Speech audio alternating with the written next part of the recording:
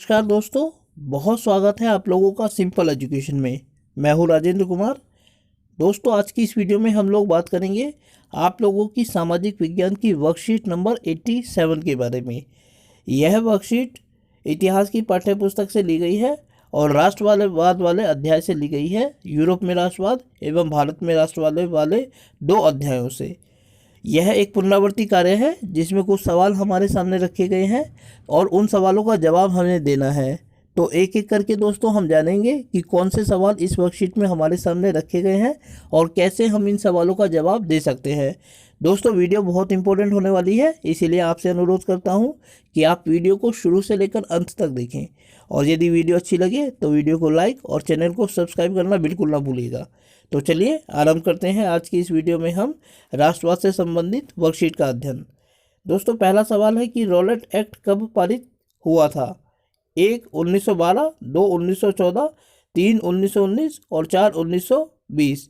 दोस्तों, Rowlatt act सन 1919 में पास हुआ था और इसे सर सिडनी रॉलेट ने बनाया था। ये एक ऐसा कानून था जिसके अंतर्गत अंग्रेज सरकार भारत में किसी भी व्यक्ति को शक के आधार पर गिरफ्तार कर सकती थी और यदि इस कानून के अंतर्गत किसी व्यक्ति को गिरफ्तार किया जाता तो उसके खिलाफ वह व्यक्ति ना तो कोई अपील कर सकता था, ना ही कोई दलील पेश कर सकता था और ना ही अपने लिए कोई वकील कर सकता था।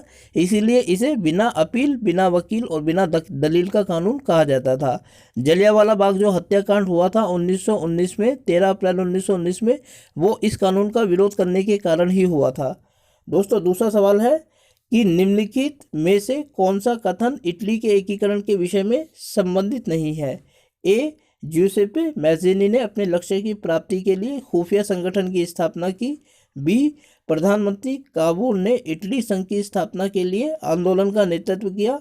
सी, 1861 में विक्टर इमैनुअल द्वितीय ने स्वयं को संयुक्त इटली का राजा घोषित किया। और D, auto von Bismarck Italy के एकीकरण का सूत्रधार था। दोस्तों, इस सवाल का जो विकल्प डी है वो गलत है, क्योंकि ऑटो वन बिस्मार्क जर्मनी के एकीकरण से संबंधित था, इटली के एकीकरण से नहीं। तो इस प्रकार इस सवाल का जो जवाब है वह विकल्प डी है। तीसरा सवाल है, रिक्त स्थान की पूर्ति कीजिए। सविनय अवज्ञा आंदोलन डैश में वापस ले लिया गया। दोस्तों, सविनय अवज्ञा आंदोलन 1932 ईस्वी में वापस ले लिया गया था, क्योंकि गांधी जी के बीच और इरविन के बीच समझौता हुआ था। इस समझौते के अंतर्गत गांधी जी ने 1932 में अपना सविनय अवज्ञा आंदोलन वापस ले लिया था। अगला सवाल है, किसने कहा था कि जब फ्रांस छींकता है तो बाकी यूरोप को सर्दी जुकाम हो जाता है? तो ऑस्ट्रिया का चांसलर था मेटरनिक। उसका मानना था कि जब फ्रांस छींकता है तो पूरे यूरोप को सर्दी जुकाम हो जाता है। इस कथन से उसका यह अभिप्राय था कि यदि कोई घटना फ्रांस में घटती है तो वह पूरे यूरोप में घटकर रहती है, क्योंकि फ्रांस यूरोप की राजधानी माना जाता था। इसीलिए यदि फ्रांस में कोई भी घटना घटती है तो उसका बाकी यूरोप में घटना अवश्यंभावी था। दोस्तों, पांचवा सवाल है कि 19वीं शताब्दी में महिलाओं के चित्र किस प्रकार राष्ट्रवाद के रूपक में परिवर्तित हो गए? उदाहरणों सहित व्याख्या कीजिए। और इस सवाल के जवाब को हम इस तरीके से लिख सकते हैं कि फ्रांसीसी क्रांति के परिणाम स्वरूप यूरोपीय महाद्वीप में जिस राष्ट्रवादी भावना का जन्म हुआ, आगे चलकर उसने एक नया रूप धारण किया।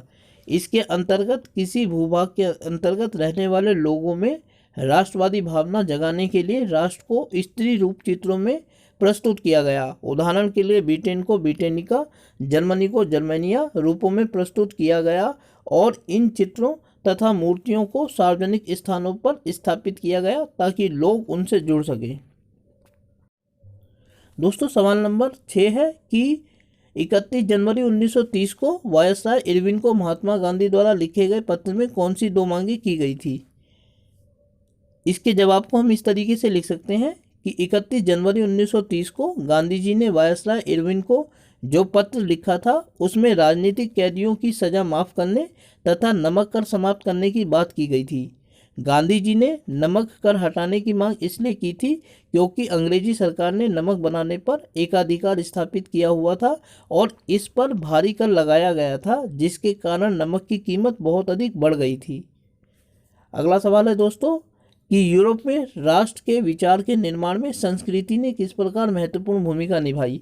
हम इस तरह इस सवाल के जवाब को लिख सकते हैं कि राष्ट्रवाद एक अमूर्त अवधारणा है जिसे सिर्फ महसूस किया जा सकता है। इसका ना कोई रूप है और ना ही कोई आकार। इसीलिए जब राष्ट्र को मूर्त रूप में ढाला गया तो इसके लिए प्रतीकों को चुना गया और ये प्रतीक संस्कृति से आए, जैसे भाषा, संस्कृति, साझा इतिहास, राष्ट्रीय पोशाक आदि के माध्यम से इसे आगे बढ़ाया गया, क्योंकि इन्हें सब लोग महसूस कर सकते थे और ये सांस्कृतिक तत्व सभी लोगों को जोड़ने में सक्षम थे। दोस्तों, आठवां और आखिरी सवाल है इस वर्कशीट का कि अल्लूरी सीताराम राजू कौन थे और असहयोग आंदोलन में उनका योगदान बताइए। इस सवाल के जवाब को हम इस तरीके से लिख सकते हैं कि आंध्र प्रदेश में असहयोग आंदोलन का नेतृत्व एक गांधीवादी नेता अल्लूरी सीताराम राजू ने किया। हालांकि उनका मानना था कि वे गांधी जी के असहयोग आंदोलन से प्रेरित हैं, किंतु उनका मानना था कि स्वराज केवल अहिंसा के द्वारा प्राप्त नहीं किया जा सकता, बल्कि इसके लिए युद्ध लड़ना आवश्यक है। इसलिए वे गोरिल्ला छापामार युद्ध पद्धति के द्वारा भारत को स्वराज प्रदान करने के पक्ष में थे। तो दोस्तों, ये थी आप लोगों की आज की सामाजिक विज्ञान की वर्कशीट नंबर 87। उम्मीद करता हूँ कि आपको वीडियो अच्छी लगी होगी और साथ ही आपसे अनुरोध करता हूँ कि यदि वीडियो अच्छी लगी तो वीडियो को लाइक करें और चैनल को सब्सक्राइब करें। साथ ही आगे आने वाली वीडियोस को देखने के लिए जुड़े रहें मेरे साथ मेरे इस यूट्यूब चैनल पर, जिसका नाम है सिंपल एजुकेशन। वीडियो को देखने के लिए आपका बहुत बहुत धन्यवाद दोस्तों।